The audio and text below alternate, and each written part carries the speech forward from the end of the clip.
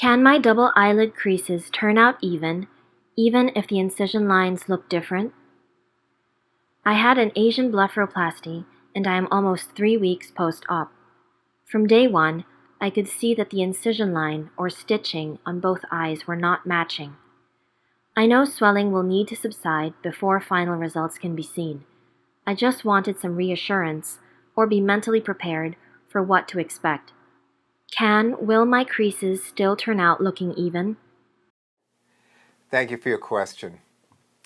You're asking if, with the photos you submitted, if your eyelids will turn out even, although the incisions lines don't appear to be the same, and that you had your eyelid surgery performed about 3 weeks ago. Well, I can certainly give you my perspective on your question. This is limited in the absence of a physical examination, but at least we can go over some basic principles of eyelid surgery, which you did allude to in your question, where you say that yes, you know that things will change with swelling. So a little bit of background. I'm a board-certified cosmetic surgeon and a fellowship-trained oculofacial, plastic, and reconstructive surgeon.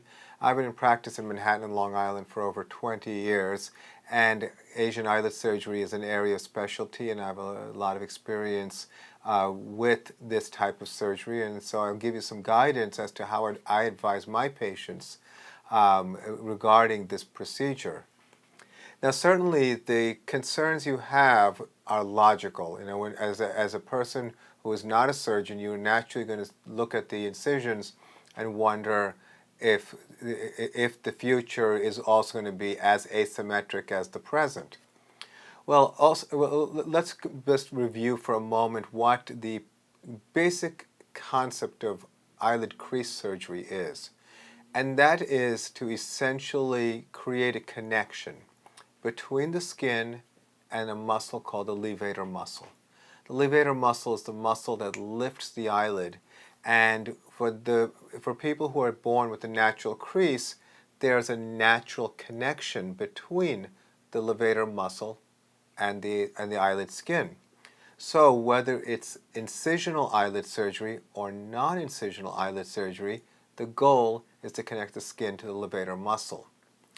Now, assuming that your procedure did involve removal of skin, you could probably imagine that there was going to be probably some degree of difference in the amount of skin that was removed, and during the time of the surgery, there's going to be naturally some difference in the anchoring as well as the subsequent swelling. One of the things that I try to help people understand, people come to me, particularly those who come for revision eyelid surgery, is that the crease placement by incision does not necessarily correspond with the ultimate crease of the eyelid. This applies to both Asian and non-Asian eyelid surgery. Although the crease, logically you want the crease to be able to be formed from the incision, because that's the way the technique is, where you're suturing between the skin, the muscle, and then back to the skin. You can be probably confident that when things are healed up, that your surgeon's intentions and plans will probably work out as is best expected. During surgery, there's going to always be some variability, and of course, what I explain to my patients is that in the first month in particular, the distance between the eyelid crease and the eyelashes, or the margin, is going to look elevated because of swelling. The eyelid platform, or the place where you typically apply eyeshadow, is going to look like it's elongated or widened, and it's going to look artificially high. With time, that swelling comes down and an equilibrium and balance occurs. So I think that most likely you made a decision to choose your surgeon based on your perception that the surgeon was experienced with Asian eyelid surgery. So I think you should, of course, ask the question to the surgeon. And I think that your surgeon may respond by saying that there was probably some degree of asymmetry in the level that of the fixation and the crease height in order to achieve the end result, which is to create the type of fold the way that's desirable and most optimal when your eyes are open. You'll also appreciate with time that as this incision fades, that the exact placement of that incision will become less important. It's the healing process that initially people look and analyze and sometimes really get critical about the way the skin is stitched and how swollen things are, with this natural desire to try to predict how things are going to look.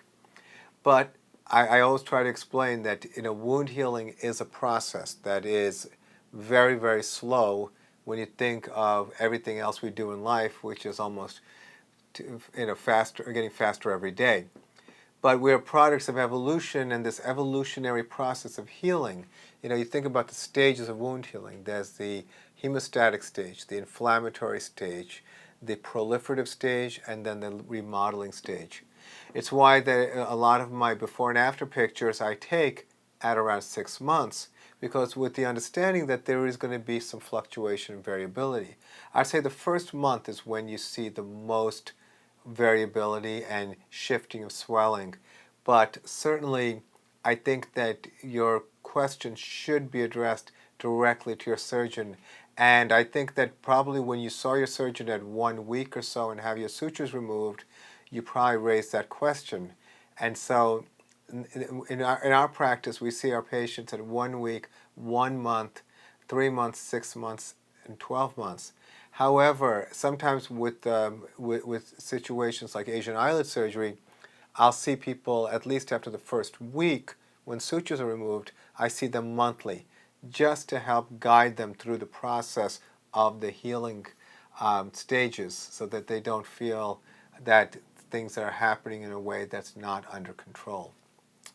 So again, I recommend you talk to your doctor about this situation, and I think that you're ultimately going to have to wait to see how things heal up, and then make decisions strategically at that point. So I hope that was helpful. I wish you the best of luck, and thank you for your question.